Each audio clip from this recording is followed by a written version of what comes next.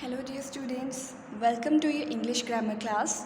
So we will continue with chapter number 1, the sentence, and before commencing, it's time to take the pledge. I commit to be vigilant and bear in mind at all times the risk to myself and my colleagues from COVID-19, a promise to take all necessary precautions that prevent the spread of this deadly virus, a promise to follow and encourage others to follow the key COVID appropriate behaviors, to always wear a mask, face cover, especially when in public places, to maintain a minimum distance of 6 feet from others, to wash my hands frequently and thoroughly with soap and water. Together we will win this fight against COVID-19. So now let's start with today's topic. So today we will start with exercise number 1 of chapter number 1, the sentence. So exercise number 1 is on page number 11. Okay. The exercise number 1 is about the interchange of affirmative and negative sentences. In the previous assignment, we have read about the kinds of sentences and about interchange of sentences. Previous assignment में हमने पढ़ा था कि जो sentences है वो कितनी kinds के होते हैं और उनको हम कैसे interchange कर सकते हैं. So interchange का जितने भी सेंटेंसेस थे जैसे अफर्मेटिव एंड नेगेटिव सेंटेंसेस हमने पढ़े थे. These are types of declarative sentences. Affirmative sentences कौन से हैं जिनकी कोई पॉजिटिव सेंस बने. नेगेटिव सेंटेंसेस कौन से होंगे जिनमें नो, नॉट, नेवर ऐसे वर्ड्स यूज़ हुए होंगे. ठीक है. So now we can interchange an affirmative sentence into a negative sentence without any change in the meaning. Without changing the actual meaning, we can change them.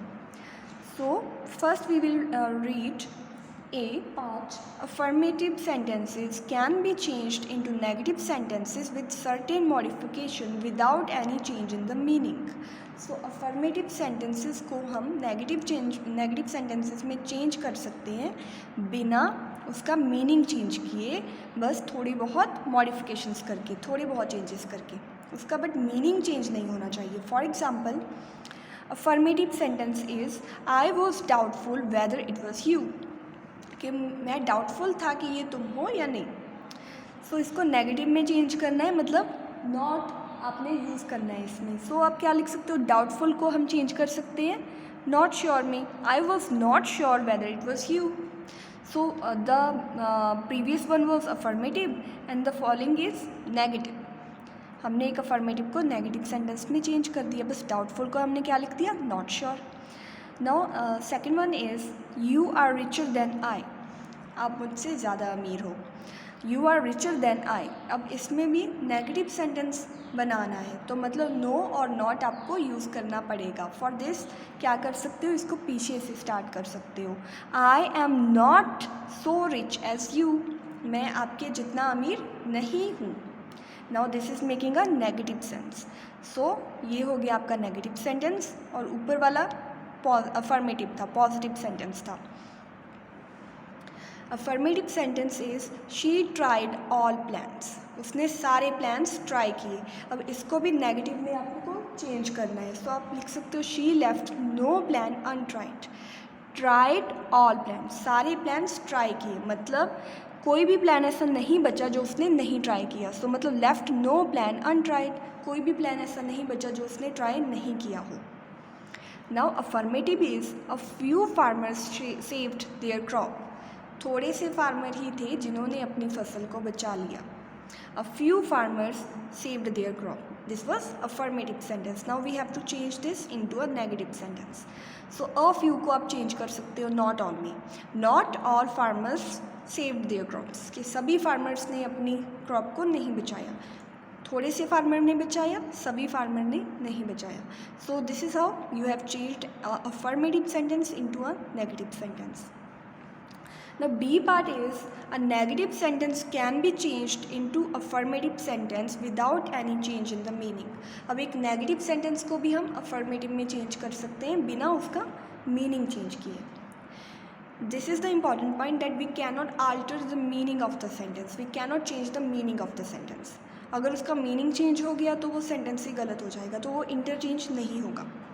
So negative sentence given here is none but the brave deserve the fair, के brave बहादुर लोगों के अलावा और कोई भी fair deserve नहीं करता। None but the brave, none but the brave, कि ब्रेव के अलावा और कोई नहीं, मतलब आप लिख सकते हो only the brave, only the brave या फिर द ब्रेव अलोन, दोनों सही है। अब यहाँ पे लिख सकते हो only the brave deserve the fair, या फिर आप लिख सकते हो the brave alone deserve the fair. So यहाँ पे अब आ गया, ये था अफर्मेटिव सेंटेंस जो हमने अभी फॉर्म किया, ऊपर नन आया हुआ था तो मतलब ये था एक नेगेटिव सेंटेंस।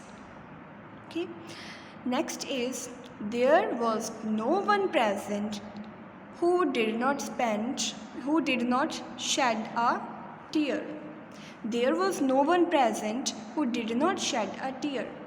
वहाँ पे कोई भी ऐसा प्रेजेंट नहीं था जिसने आंसू ना बहाए हो। We have to change this into affirmative, मतलब जहाँ पे दो नॉट लगे होते हैं, यहाँ पे नो, यहाँ पे नॉट, दोनों को आपने रिमूव करना है तभी ये अफर्मेटिव बनेगा। So no one, no one को आप क्या लिख सकते हो, everyone, everyone who was present shed a tear. जितने भी लोग प्रेजेंट थे सभी ने आंसू बहाए। ठीक है, सो ये कम्प्लीटली हमने इसको अफर्मेटिव सेंटेंस में चेंज कर दिया without any change in the meaning.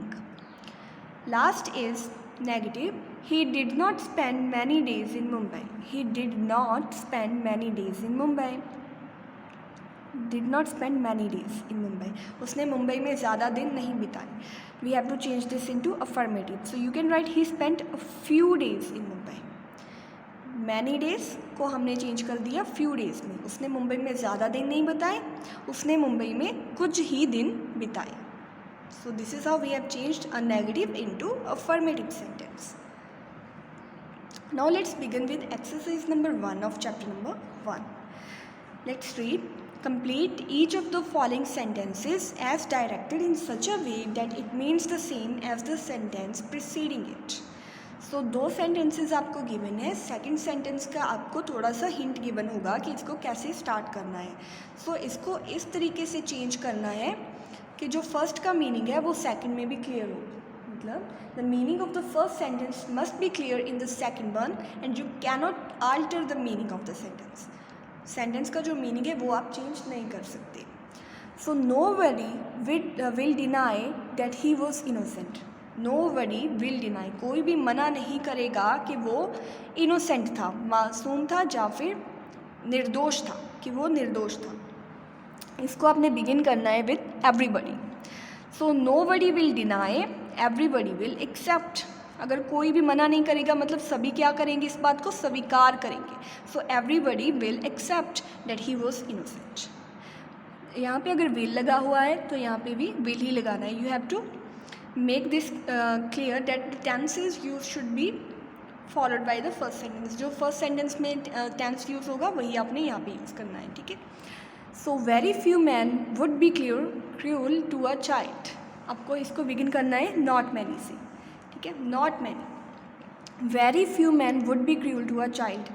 थोड़े सी लोग ही होंगे जो एक बच्चे के साथ क्रूअल होंगे, निर्दयी होंगे। So not many man would be cruel to a child.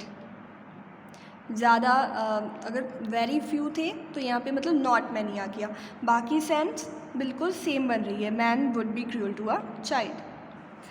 Third is he cares little about what she says. He cares little, कि वो थोड़ी सी ही परवाह करता है जो भी वो कहती है। अपने इसको बिगिन करना है he does not care much. तो केयर्स लिटिल को हम लिख सकते हैं he does not care much about what she says, कि वो ज़्यादा परवाह नहीं करता जो भी वो कहती है। वो थोड़ी बहुत परवाह करता है, वो ज़्यादा परवाह नहीं करता। ठीक है, what ever she says. So cares little को हमने चेंज कर दिया does not care much. Fourth is I shell never forget you. मैं आपको कभी नहीं भूलूँगा। इसको एंड करना है remember you. So remember you आप लिख सकते हो आई शैल ऑलवेज रिमेंबर यू। मैं आपको हमेशा याद रखूँगा, मैं आपको कभी नहीं भूलूँगा, मैं आपको हमेशा याद रखूँगा। So this is how we have change this. Fifth is he did not spend many days in Patna. उसने पटना में ज़्यादा दिन नहीं बिताए, मैनी डेज नहीं बिताए, मतलब उसने फ्यू डेज वहाँ पे स्पेंड किए, सो मतलब ही spent a few days in Patna. Next is she is not always wise, वो हमेशा बुद्धिमान नहीं होती। आपको इसको भी एंड करना है फुलिश के साथ, मतलब शी इज़ समटाइम्स फुलिश। अगर वो हमेशा बुद्धिमान नहीं होती मतलब कभी कभी वो मूर्ख भी होती है, so you can write she is sometimes foolish. Now seventh is Rita is shorter than Beena. Rita Beena से छोटी है, शॉर्टर है ना, अब उसकी हाइट उससे छोटी है, सो मतलब Beena is not shorter than Rita. अगर रीटा छोटी है, रीटा इज़ शॉर्टर, रीटा छोटी है तो मतलब बीना छोटी नहीं है, so Beena is not shorter than Rita. Eighth is only a coward could commit such a crime. कोई बुज़दिल ही होगा जो ऐसा क्राइम करे, ठीक है। Only a coward could commit such a crime, so इसको आपको बिगिन करना है नो वन के साथ।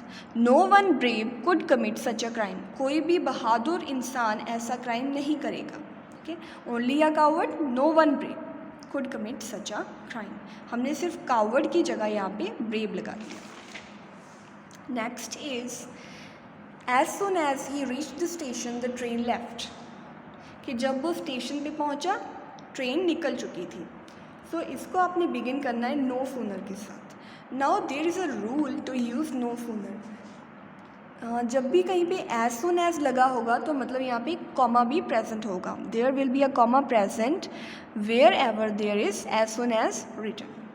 सो अगर आपने इसको नो सूनर के साथ स्टार्ट करना है तो मतलब उस कॉमा को रिमूव करके आपने देन लगा देना है बिटवीन द टू क्लॉजेज और फ्रेजेस।